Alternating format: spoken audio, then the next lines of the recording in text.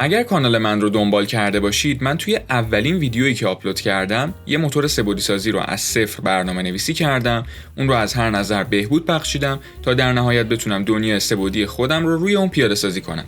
این پروژه اوپن یونیورس بود که اگر به گیتاب من مراجعه کنید، میتونید سورس کد اون رو به طور کامل داشته باشید و مطالعه کنید. یا برای مثال توی ویدیو قبلی که آپلود کردم، توی یک فایل 1000 خط C++ برنامه نویسی کردیم تا در نهایت بتونیم یه دنیای سه‌بعدی ساده داشته باشیم. سورس کد این پروژه هم میتونید از گیتاب من داشته باشید و از اون استفاده کنید. اما هیچ کدوم از این پروژه ها برای من کافی نبودن و برای همین تصمیم گرفتم که کار روی موتور بازیسازی خودم رو شروع کنم به اسم فلوت فورج. البته این اسم 100% نیست و میتونیم فعلا با اسم رمز موتور متین صداش کنیم. اگر بخوام بگم که چقدر پروژه پیش رفته، باید بگم که خیلی کم و یه جورایی میتونم بهتون بگم که من اینجام. اما شاید براتون سوال پیش بیاد که چرا اینقدر روند توسعه‌اش کند بوده. درسته که از خط لوله کارت گرافیک عبور میکنه و اون مثلث معروف رو نمایش میده. اما من در حال حاضر تمرکزم رو گذاشتم روی چیزای دیگه و یه جورایی میتونم بهتون بگم که اون پایین دارم یه کارایی میکنم. اما بیایید قسمتی از طراحی که دارم برای فلوت فورج انجام میدم رو براتون توضیح بدم تا شاید یکم بهتر متوجه بشید. فلوت فورج از تعدادی زیر سیستم تشکیل شده. این زیر سیستم ها به موتورمون کمک میکنن تا بتونه با کیفیت و کارایی بالا به اجرا شدنش ادامه بده. یکی از این زیر سیستم ها واچ تاور یا برج دیدبانی نام داره. توی ویدیو قبلی با همدیگه دیدیم که تحمل خطای پردازشات گرافیکی پایینه و فقط یه تغییر کوچیک داخل سورس کد کافیه که کارت گرافیک کلاً یه کار دیگه‌ای رو انجام بده. از اون بدتر اینه که هیچ پیام خطایی هم نمایش نمیده. واچ تاور باید بتونه این خطاها رو به درستی شناسایی کنه و اونا رو به همراه اطلاعات کافی در موردشون به ما اطلاع رسانی کنه. واچ تاور خودش از زیر سیستم‌های دیگه‌ای تشکیل شده، مثل انجین استاتس و ارور هندلر. انجین استاتس وضعیت لحظه‌ای قسمت‌های مختلف موتورمون رو بررسی می‌کنه و اون رو به ما اطلاع رسانی می‌کنه. ارور هندلر هم به دنبال هر گونه خطای احتمالی می‌گرده تا در صورت وقوع اون رو به همراه اطلاعات کافی در موردش به ما اطلاع رسانی کنه. برای مثال اگر من داخل یکی از فایل‌ها تغییری ایجاد کنم که موجب به خطا بشه، واچ تاور باید این خطا رو شناسایی کنه و داخل کنسول اطلاعات کافی در مورد اون رو به ما بده.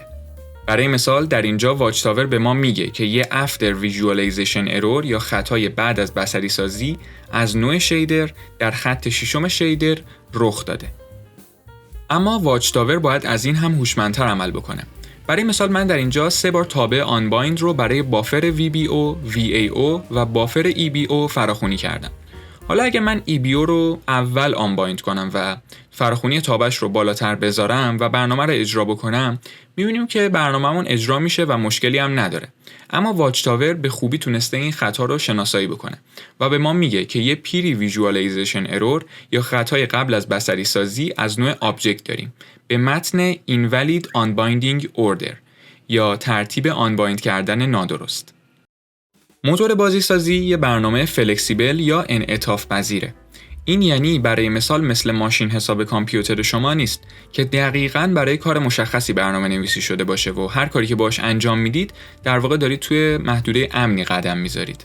اما همونطوری که گفتم موتور بازی منعطفه، یعنی شما به راحتی میتونید اون رو وارد حالت جدیدی بکنید که از پیش براش تعیین نشده. اما با اینکه به طور 100% برای حالات مختلف برنامه نویسی نشده، همچنان میتونه در مواجهه با شاخه‌های جدید به درستی به اونها پاسخ بده و اجراشون کنه. اما با این حال در حالات خیلی خاصی ممکنه وارد شاخه‌ای بشیم که نمیتونیم به درستی به اون پاسخ بدیم و این ممکنه باعث اختلال در موتورمون و حتی از کار افتادن اون بشه. اینجا همون جاییه که من به شما سیستم فرست اید یا کمک‌های اولیه رو معرفی میکنم. البته من هنوز دارم روی واچ تاور کار میکنم و این زیر سیستم اصلا هنوز طراحی یا پیاده سازی نشده. اما به طور کلی فرست اید باید بتونه که شاخه‌های خطرناک احتمالی رو شناسایی بکنه و در مورد اونها تصمیم گیری بکنه.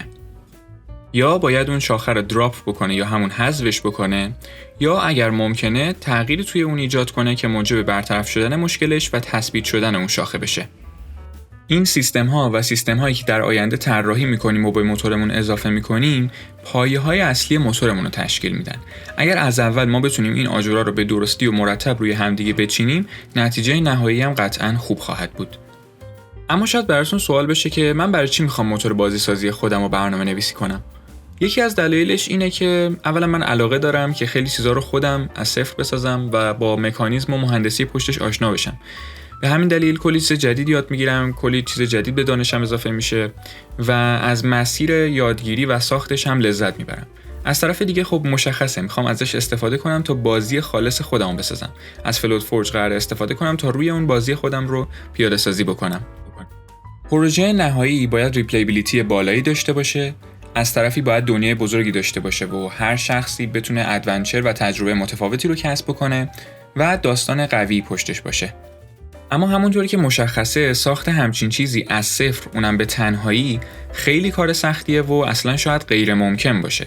اما دونستن این که ما به دنبال چی میگردیم به ما کمک میکنه تا بتونیم موتورمون رو متناسب با اون و برای اون طراحی و پیاده سازی کنیم.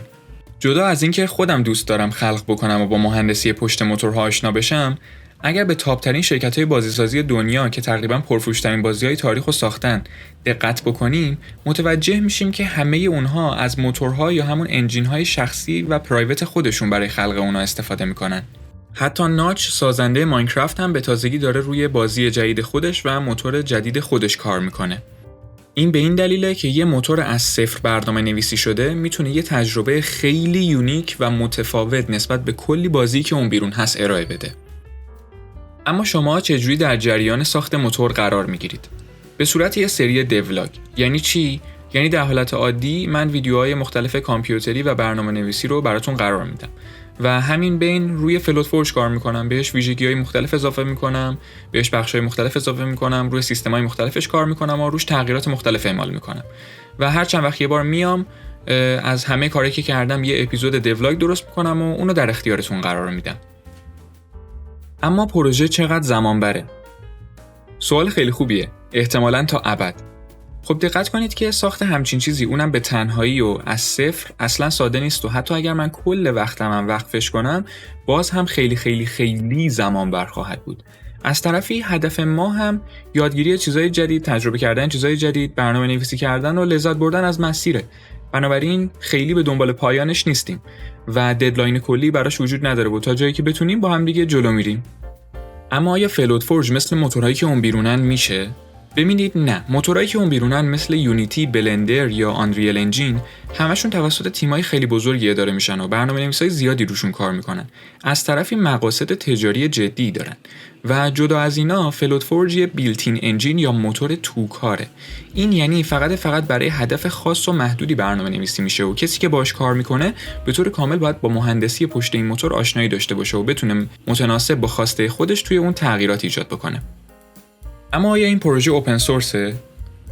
در حال حاضر اوپن سورس نیست، اما در آینده اوپن سورس میشه. ریپوزیتوری گیتابش الان پرایوته. چند تا قسمت دیولاگ بیرون میاد و پروژه کم پیش میره و قابلیت‌های جدید بهش اضافه میشه.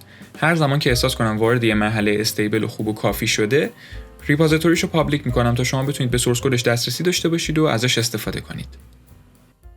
اما هدف نهایی این کار چیه؟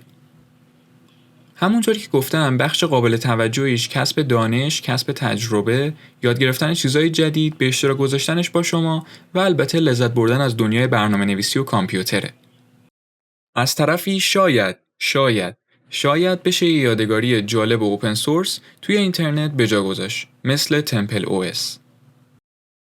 هر سوالی یا حرفی که هست رو میتونید داخل کامنت ها بنویسید. حتما همه رو میخونم و جواب میدم. مرسی که این ویدیو رو تماشا کردید. امیدوارم از دیدنش لذت برده باشید. اگر دوست داشتید میتونید ویدیوهای بیشتری رو از من ببینید. فعلا